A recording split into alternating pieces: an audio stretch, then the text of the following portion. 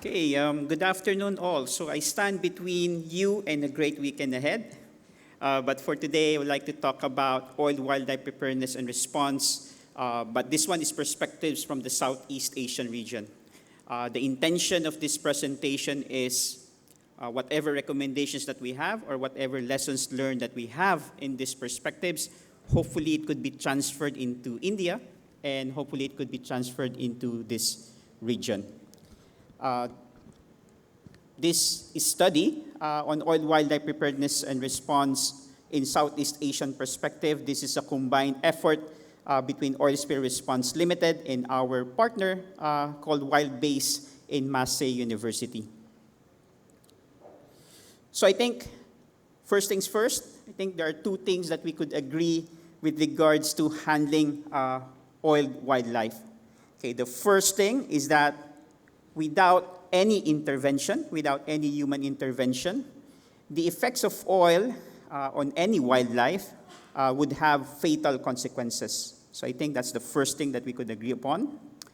And second aspect that we could agree upon is there must be, on the grounds of legal, ethical, and animal welfare, I think it is important to have the national authorities together in cooperation with the industry to minimize this wildlife suffering through setting up appropriate oil wildlife policies, preparedness, and response systems. So I guess these two things we could agree on with regards to oil wildlife response and management.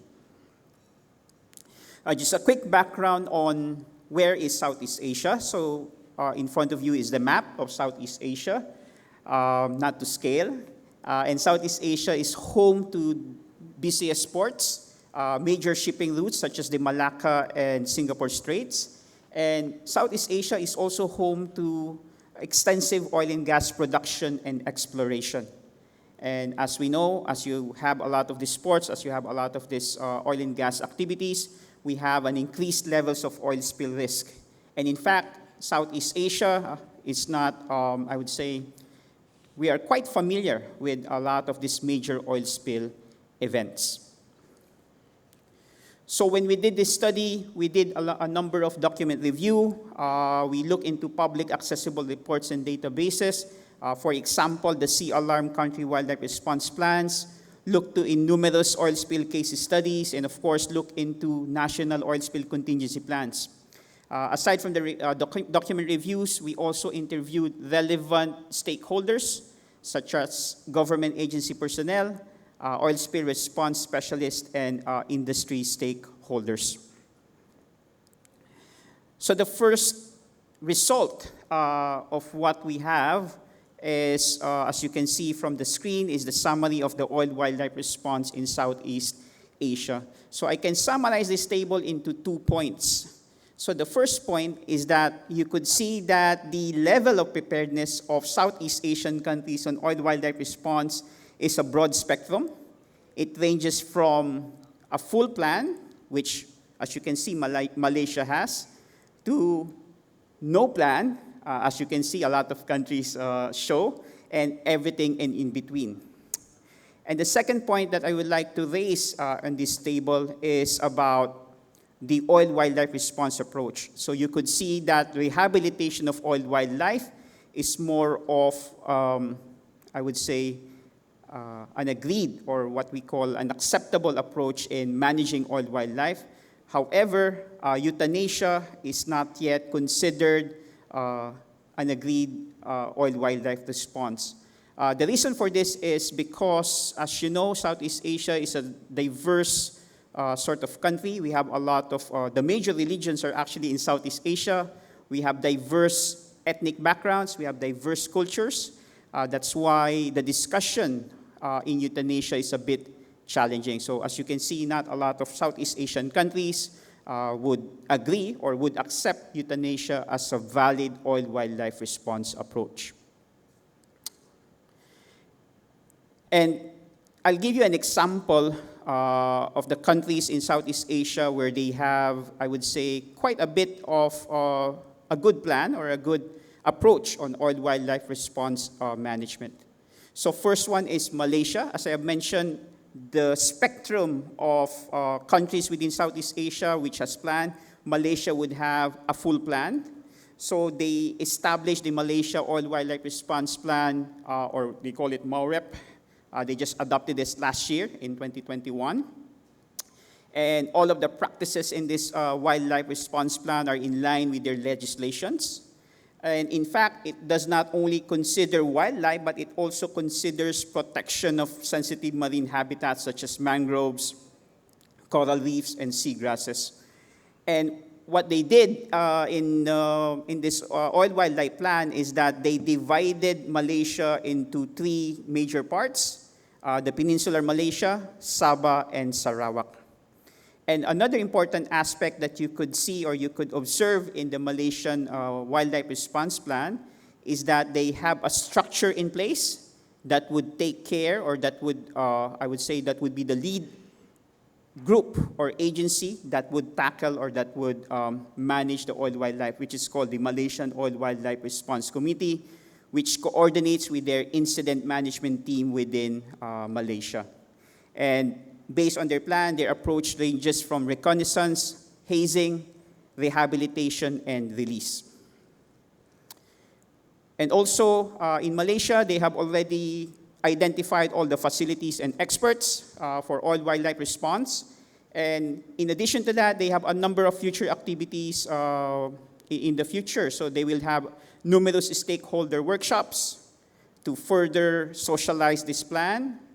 They would have site-specific risk assessment, because as you know, Malaysia is a big Southeast Asian country, so they plan to do a site-specific risk assessment with regards to wildlife. They also intend to update their coastal wildlife sensitivities. And one of the important things that we'd like to do is to look into the responsible agencies and identify these agencies based on specific species of wildlife that they will be recognizing when they do their mapping.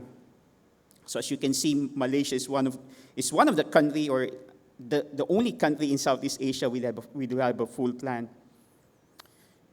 The other country that has a plan, but it's not published, is the Philippines. But in the Philippines, they have already identified a lead regulatory agency, which is called the Biodiversity Management Bureau. And this bureau is under the Department of Environment and Natural Resources. This is a designated government agency to lead oil wildlife response. We did check with them. What they told us is that the oil wildlife plan is currently under revision. That's why this is not available in public domain. They also indicated to us that they have available trained personnel to manage oil wildlife, basically capture and rehabilitate oil wildlife. For example, those veterinarians, so they have this.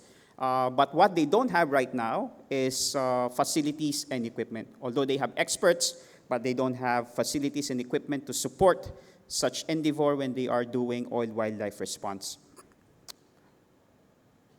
And another country that I would like to mention is Singapore.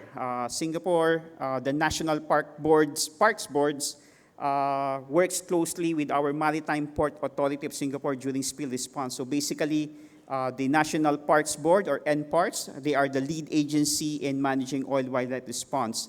And for them, it's not about rehabilitating the wildlife, but it's more about prediction, protection, and cleanup. So what does this mean? So they don't really rehabilitate the wildlife, but for them, it would be more preventive. So if there's a spill, they would like to predict where the spill will be moving into or will be going into.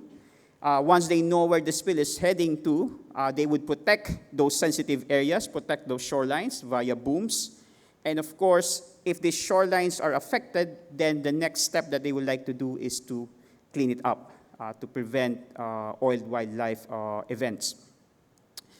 So based on this, what you can say, or what we found out is that in Singapore, they don't have oil wildlife plans, but what they do have are protection plans. So basically, the protection plans are plans wherein they would deploy the booms to protect environmental resources at risk. So again, they don't have oil wildlife response plans, but in lieu of that, they have protection plans, and in addition, they have cleanup plans for shorelines affected by the oil spill. So as you can see, different countries within Southeast Asia would have a different approach on oil-wildlife response. So aside from this, we also look into the experience of Southeast Asian countries with regards to managing oil-wildlife. So we did look into a lot of oil spill case studies and major oil spills up to 2019. And surprisingly, actually we have a lot of spills already in Southeast Asia, but surprisingly there's only one major oil spill that happened in Singapore wherein they have documented or observed an oiled wildlife. So this documented oil wildlife event, this happened in 1997. This is called the Lorica spill, quite a big spill that happened in Singapore. So what were the oil wildlife they observed? They saw oil-coated birds, as you can see from the screen. But the thing here is that although it's coated with oil, but they were not able to really make a study to conclude that the death or the fatality of this oil wildlife observed was actually based on oil. So they haven't done the proper necropsy to establish that fact. So what they did was, when they observed this oil wildlife, their approach was not to rehabilitate the birds, but rather what they did was do a shoreline cleanup. So the priority was to clean up the shoreline that was affected by oil to minimize the potential oiling of migratory shorebirds. So that's their approach. And quite recently, when we did an interview with one of our major stakeholder, oil and gas industry in Malaysia, so they told us that oil wildlife events in Malaysia are rarely documented.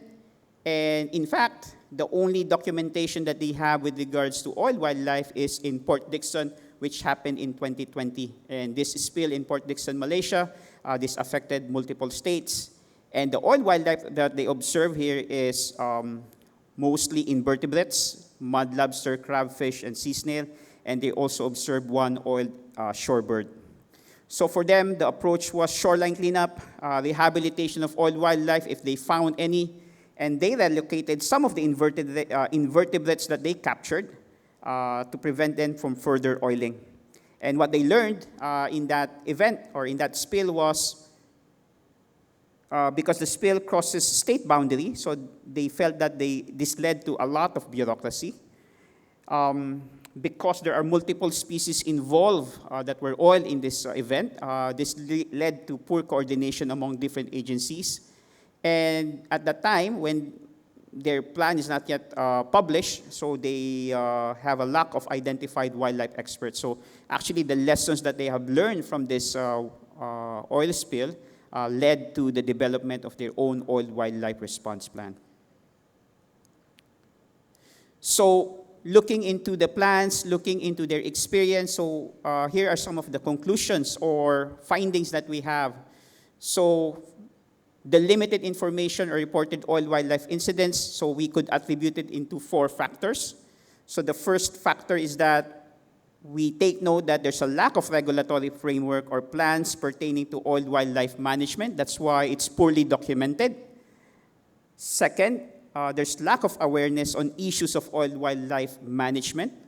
And in fact, when we were interviewing government officials, when we asked them about oil wildlife plans, they are just thinking about seabirds. But in fact, oil wildlife is not only pertains to seabird, but would also pertain to a number of species.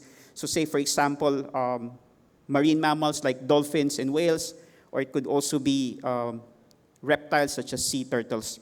So there's lack of awareness on that aspect. Furthermore, there's an indication that the welfare of the wildlife is not priority during preparedness and response.